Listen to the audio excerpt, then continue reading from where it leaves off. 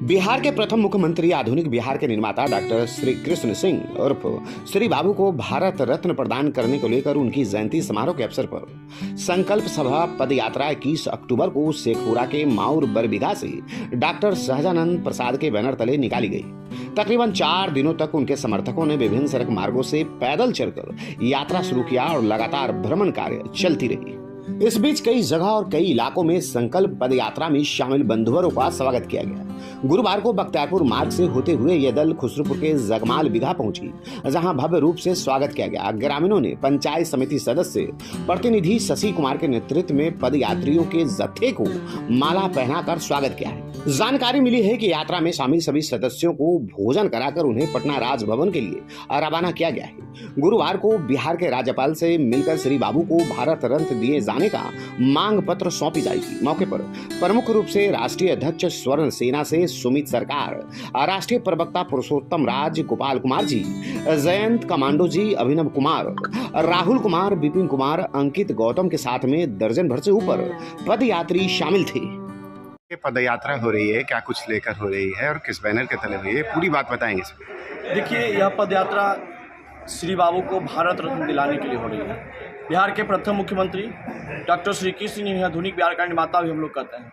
ये बिहार के लिए जो कुछ करके गए, आज हम लोग उनकी इतिहासों को स्मरण करते हैं, उनके विचारों को स्मरण करते हैं। तो हमें लगता है कि ऐसे एक ही महापुरुष इस देश में है जिन्हें भारत रत्न मिलना चाहिए। और श्री बाबू जब तक इस बिहार के मुख्यमंत्री रहे, 17 वर्षों तक इनका कार्यकाल रहा। 17 वर्षों तक श्री बाबू ने अपने घर परिवार और अपने लिए कुछ भी नहीं कमाया। उन्होंने जो कुछ कमाया इस बिहार के लिए किया। उनके पास जो भी कुछ था इस बिहार के लिए समर्पित कर दिया। तो ऐसे दानवीर महापुरुष, ऐसे निस्वार्थ भाव वाले बिहार के मुख्यमंत्री को भारत रत्न दिलाने के लिए हम लोग संकल्प पद यात्रा उनके ग्राम माउर बरबीघा से निकाले हैं। जिस पद यात्रा का आयोजक डॉक्टर सहजानंद प्रसाद सिंह थे, उनके बैनर तले हम लोग इस पद यात्रा को निकाला।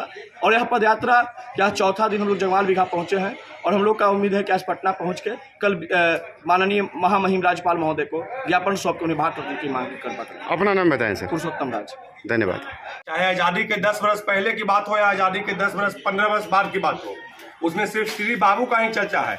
उसमें सैकड़ों किताब लिखा जाएगा, चाहे स्वतंत्र भारत को आज़ाद कराने के हो या बिहार को, जब श्री बाबू मुख्यमंत्री बने तो बिहार को प्रथम राज्य बनाने का, जब साधन और संसाधन कम था उस समय भी जब श्री बाबू मुख्यमंत्री थे तो बिहार अर्थव्यवस्था में दूसरे नंबर पर था। लेकिन आज वर्तमान में बिहार सबसे पिछड़ा राज्य में गिना जाता है, सबसे बीमारू राज्य में गिना जाता है। आखिर ऐसी क्या परेशानी आई श्री बाबू के राज के बाद कि बिहार पिछड़ते ही चला गया, जबकि श्री बाबू के राज के बाद बिहार को आगे जाना चाहिए था। लेकिन उसके बाद जितने भी मुख्यमंत्री बने, जो कोई अपने बेटे को सेट करने में रहे, कोई धन दौलत कमाने में रहे, जिनको 50,000 रुपये पेमेंट मुख्यमंत्री को मिलता है, 5500 करोड़ की संपत्ति हड़प ली है। तो उसके बाद जो भी मुख्यमंत्री बने वो कभी बिहार के विकास के लिए काम नहीं किए, पहला बात। दूसरा बात, श्री बाबू जैसे महान विभूति को भारत रत्न नहीं देना, ये भारत रत्न का दुर्भाग्य है कि श्री बाबू जैसे महान विभूति, उनके जैसा अभी तक कोई नेता भी देश में नहीं पैदा हुआ है। श्री बाबू का जो क्वालिटी था वो आज तक किसी भी नेता में नहीं हुआ। आप बता दीजिए कि श्री बाबू को सब लोग जानता है, लेकिन श्री बाबू को बेटा पोता को कितने लोग जानते हैं। लेकिन आज जो 5 साल भी मुख्यमंत्री रहते हैं तो अपने बेटा को विधायक बनाएंगे, फिर मंत्री बनाएंगे। जब अपने मुख्यमंत्री बनने का नहीं मन होगा, जब अपने जेल जाएंगे तो अपने बेटा को मुख्यमंत्री बनाएंगे, औरत को मुख्यमंत्री बनाएंगे। जब सांसद बनेंगे तो अपने बेटा को विधायक बनाएंगे। तो आज वर्तमान में ऐसी राजनीति होती है। लेकिन श्री बाबू ये सबसे बहुत ऊपर थे, लेकिन फिर भी वो भारत रत्न नहीं देना पूरा बिहार और झारखंड और पूरे देश के लिए दुर्भाग्य है। आज वो नहीं है, बावजूद इसके तमाम समर्थक, तमाम लोग उन्हें भारत रत्न देने के लिए जद्दोजहद में लगे हैं, पैदल पद यात्रा कर रहे हैं। क्या कुछ कहना है सर? एक्चुअली कहने का तो ये है कि जितनी बड़ी शख्सियत थी श्री बाबू की, भारत रत्न तो उनके लिए मांगना बेईमानी है। उनको तो वैसे ही सरकार को बहुत पहले भारत रत्न दे दिया जाना चाहिए। आधुनिक बिहार का निर्माता कहा जाता है उनको। जब बिहार में उस समय के दौर में जब इतने संसाधन नहीं थे तो अनेकों कल कारखाने उन्होंने, जूट मिल, गन्ना मिल, अनेकों तरह के औद्योगिक संसाधन जो है वो रिफाइनरियाँ लाई, अनेकों तरह के संसाधन उपलब्ध करवाए लोगों के मजदूरी के लिए। आज हम लोग का सबसे बड़ा जो बिहार के लिए अभिशाप है वो पलायन है। हम लोग आज अपने घर से दूसरे जगह कमाने जाते हैं। एजुकेशन का सबसे बड़ा हब बिहार हुआ करता था। तक्षशिला विश्वविद्यालय, नालंदा विश्वविद्यालय कई एक उदाहरण थे जो अनेक विदेशों से लोग यहाँ स्टडी करने आते थे। आज का दौर देखिए, जो इतने आधुनिक युग में भी हम लोग बाहर जाते हैं। आज हमको जो है इलाज करवाने के लिए स्वयं मुख्यमंत्री जी को आंख दिखाने के लिए दिल्ली जाना पड़ता है। ये दुर्भाग्य है बिहार के लिए। आज जो है स्कूल पर के पढ़ाई के लिए लड़कों को स्टडी करने के लिए जो है कोटा जाना पड़ता है, राजस्थान जाना पड़ता है, विदेश जाना पड़ता है लोगों को डिग्री लाने के लिए।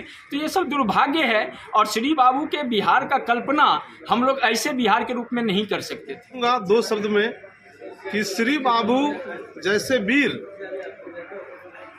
अब हमें नहीं लगता है कि राजनीतिक में पैदा हो सकते हैं। श्री बाबू ने जो बिहार के लिए किया वो अपने आप में एक मील का पत्थर साबित हुआ है।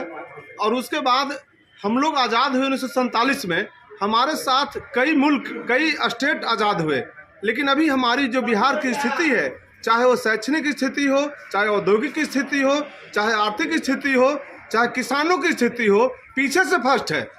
जितने भी भारत में राज्य हैं उन सबों में हमारी गिनती पीछे से फर्स्ट है। और मैं नहीं कर रहा हूँ, ये भारत की सरकार का जो मूल्यांकन करने वाली संस्था है, उस संस्था का कहना है, वर्ल्ड बैंक का कहना है, जितने भी संस्था है इस वर्ल्ड में या भारत में, सबका कहना है कि बिहार पीछे से फर्स्ट है।